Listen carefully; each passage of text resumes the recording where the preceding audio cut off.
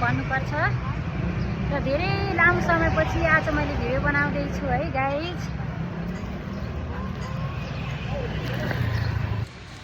अनि आज म आन्टीकोमा आएको छु गाइज, यहाँ हात्तीगौडा। अनि के अरे चैते दसैँको अवसर पारेर धेरै समयपछि आएको आन्टीकोमा। अनि यहाँ यो मेरो बहिनी हो, अङ्कलको छोरी।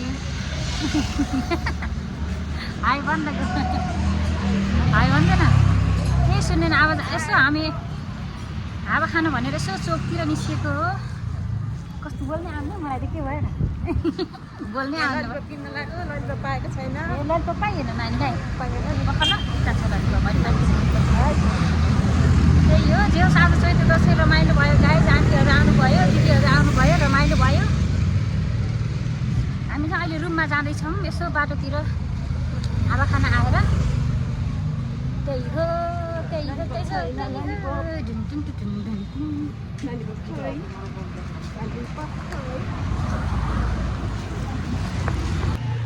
घाम पानीको छाता यहाँ पाइन्छ होला के भन्नु।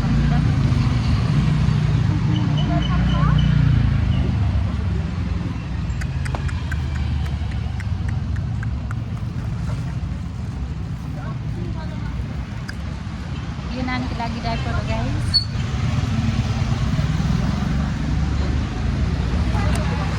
मौसम यस्तो छ कि गाइज आज पुरै प्रदूषण पुरै यस्तो छ ल। हेर्नुहोस् त मौसम।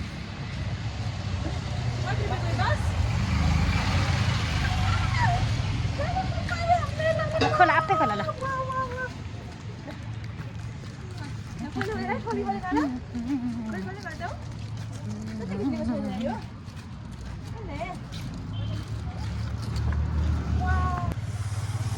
हामी चाहिँ अब यहाँ रुममा आइपुग्न आँटेका छौँ गाइज। आइसकेछौँ अब रुममा।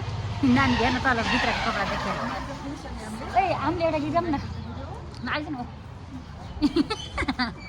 अहिले बाख्रा चराउन गयौँ नि त पहिला पहिला स्कुल जाँदा गाऊँ न। के अरे चैते दसैँ भन्ने गाउँमा आज चैते दसैँ पनि हो।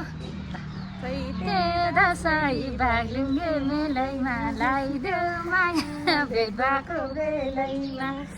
नानी तिमीले पनि गाइदेऊ ल।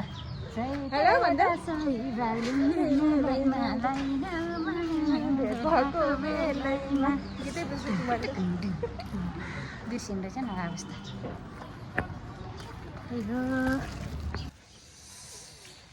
ल गाइज अब हामी घरमा आइपुगेका छौँ।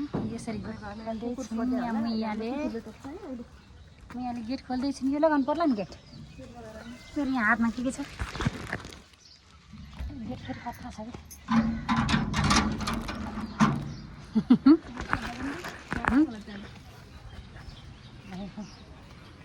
यस्तो यहाँ फुलबारी छ, यति राम्रो छ गाइज। हेर्न सक्नुहुन्छ फुल पानी गुवा पानी फुलबारी। कुकुर छोड्दै हो र नाना?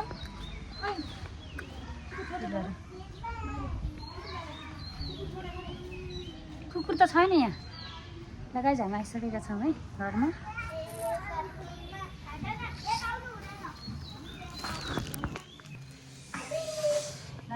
आइसक्यौँ गाइस रुममा। के हुँदैछ यहाँ? यहाँ दुईजना यसरी मामा भान्जी लम्पसार छन्। यो मामा भान्जीको हालत लम्पसार छन् गाइस। ल हामी पनि आइयो। ल हुन्छ गाइस आजलाई यति नै। लाइक सब्सक्राइब गर्न नभुल्नु होला भन्दै आजलाई यति नै। By by.